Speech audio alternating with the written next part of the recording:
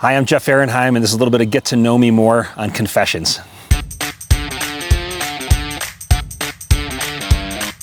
Something I still do that people would laugh about is... Well, I still mow my own grass, and I buy almost all my clothes still from Ross and TJ Maxx. If you could go back in time and tell yourself one thing, what would it be? Perfection can be a problem, I think. Don't get so wrapped around being perfect. And I would tell myself to better understand people more. What is your greatest achievement in life so far? Boy, I mean, I think it always comes down to the family, you know, the kids that you have and pouring into them over the years. You're a muscular guy, we all know that, but what else about you? I wasn't always that way. I was actually a pretty scrawny kid growing up.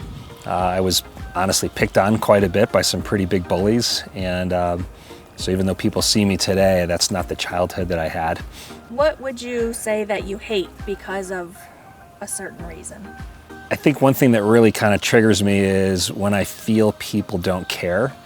And I see it in the service industry. It's something I notice all the time in the lending world, and what I do is, and even whether it's with colleagues that I work with or clients or people, when they just sort of don't pay attention to anything and it just comes across as not caring, that really does bother me. It's honestly one of my core values, is kind of having a high care factor for people. Mm-hmm. If you could catch up with any old friend, who would it be and why?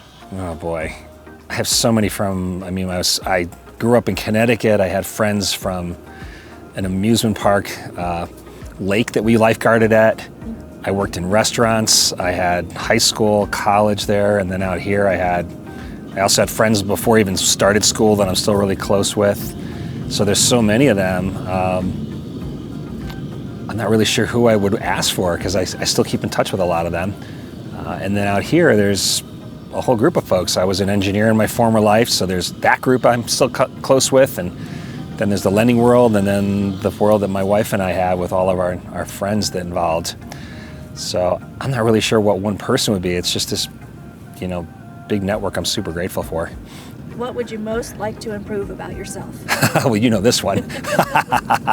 No. So I'm working on my emotional intelligence, and it's not that I don't have empathy, but I definitely have areas that, if you want to be a better leader and you want to lead people and work with others, being more in tune with your own emotions and what that means and how it's affecting other people, and then being able to read the room and other people as well.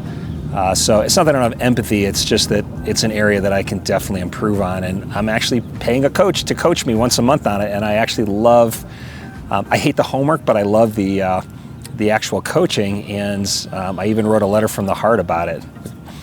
What makes you feel most loved?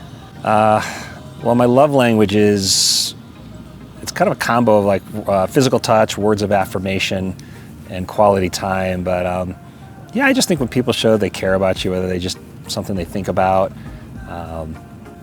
just those three love languages. Jeff Aronheim is what?